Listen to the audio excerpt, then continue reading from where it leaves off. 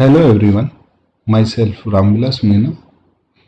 आज का हमारा टॉपिक है डेविसन तथा जर्मर का प्रयोग। 1924 में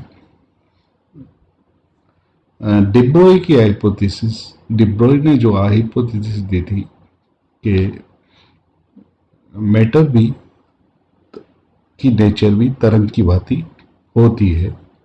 जिस तरह से तरंग एक्सरे या इलेक्ट्रोमैग्नेटिक वेव्स भी कण की भांति व्यवहार करते हैं, इसी तरह अगर एक कोई भी मैटर हो जिसको एक पर्टिकुलर मोमेंटम हो तो वो एक तरंग की भांति गति करेगा। हालांकि प्रायोगिक रूप से सिर्फ स्मॉल कणों पर ही ये सिद्ध किया जा सकता है, लेकिन सबसे पहले इसको प्रायोगिक रूप में सत्यापित डेविसन तथा जर्मर ने किया। डेविसन और जर्मर के जो एक्सपेरिमेंट सेटअप है वो आप देख सकते हैं। इसमें एक इलेक्ट्रॉनिक गन होती है। इलेक्ट्रॉन गन मतलब इलेक्ट्रॉन की स्कैटरिंग होगी या इलेक्ट्रॉन निकलेंगे इसमें। उसके लिए एक टंगस्टन का फिलामेंट, ये इलेक्ट्रॉन गन है।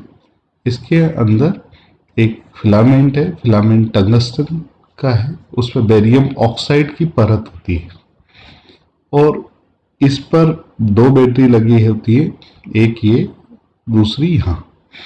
एक बैटरी से इसको हीट किया जाता है। हीट करने पर टंगस्टन गर्म होगा, बेरियम ऑक्साइड से इलेक्ट्रॉन निकलेंगे और सेकंड से वोल्टेज को रेगुलेट किया जाएगा अलग अलग इलेक्ट्रॉन बीम प्राप्त करने के लिए। अब इलेक्ट्रॉन की स्कैटरिंग होने के बाद में ये एक पर्टिकुलर दिशा में डायरेक्ट हो, इसको सुनिश्चित करने के लिए यहाँ स्लिट S1 और स्लिट S2 ली गई, जिससे एक मोनोक्रोमेटिक एक सीधी लाइन में इलेक्ट्रॉन किरणें आगे बढ़े। यहाँ एक क्रिस्टल रखा है इसके रास्ते में। क्रिस्टल निकल क्रिस्टल है। इससे टकराकर इलेक्ट्रॉन बीम स्कैटर्ड हो जाती हैं विभिन्न दिशाओं में। ये और ये आपकी स्कैटरिंग किरणों को दर्शाती है, स्कैटर्ड इलेक्ट्रॉन बीम को दर्शाती है। इस स्कैटर्ड इलेक्ट्रॉन बीम को डिटेक्ट करने के लिए एक इलेक्ट्रोमीटर गोलीय स्केल पे लगाया गया, जिसको आप एडजस्ट कर सकते हो अलग अलग एंगल साई पे, और रिसीव कर सकते हो यहाँ से निकल क्रिस्टल से जो स्कैटर्ड होकर आ रही है इलेक्ट्रॉन बीम, उसको रिसीव कर सकते हो और उसकी वैल्यू ज्ञात कर सकते हो। ये सेटअप एक बार दोबारा समझा देता हूँ।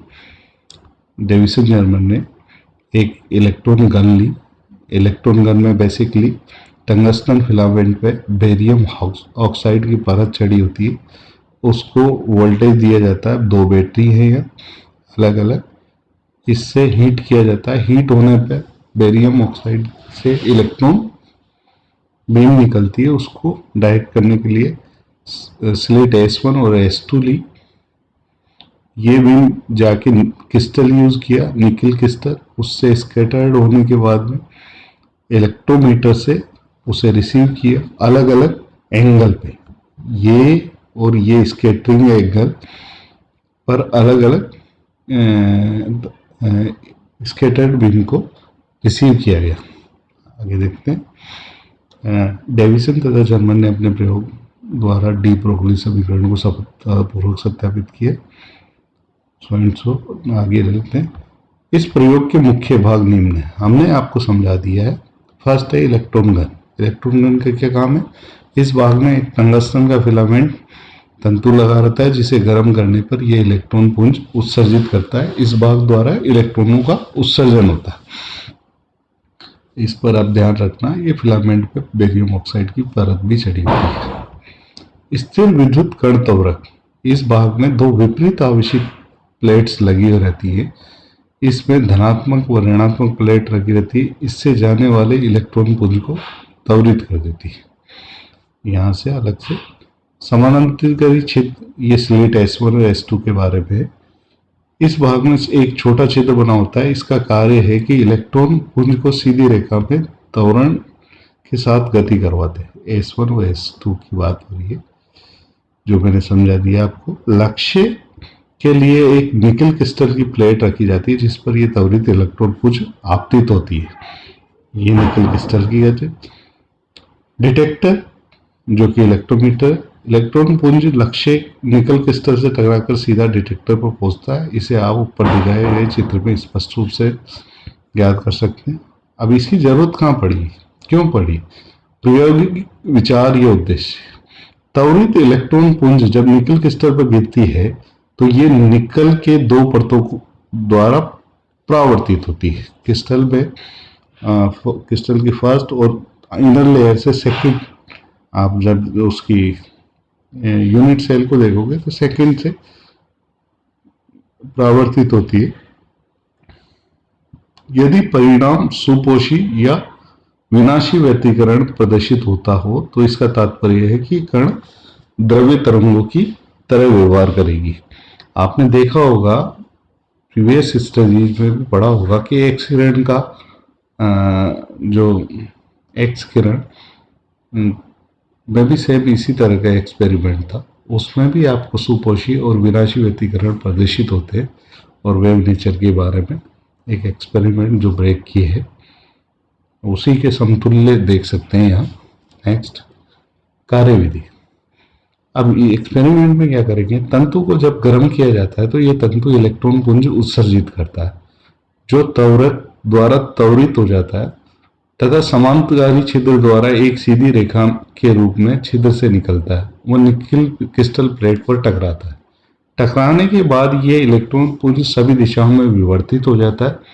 विवर्तित पुंजों में एक पुंज डिटेक्टर या संसूचक पर पहुंचती है, एक धारा मापी से जुड़ा हुआ होता है। डिटेक्टर संसूचक की अलग अलग स्थिति में इलेक्ट्रॉन पुंज की तीव्रता का मान नोट करते हैं। इलेक्ट्रॉन पुंज की तीव्रता और डिटेक्टर के कोण के मध्य ग्राफ खींचते हैं जो निम्न प्रकार आता है। 40 वोल्ट पे देखा आपने, इस तरह से आया। 44 वोल्ट पे इस तरह से आया।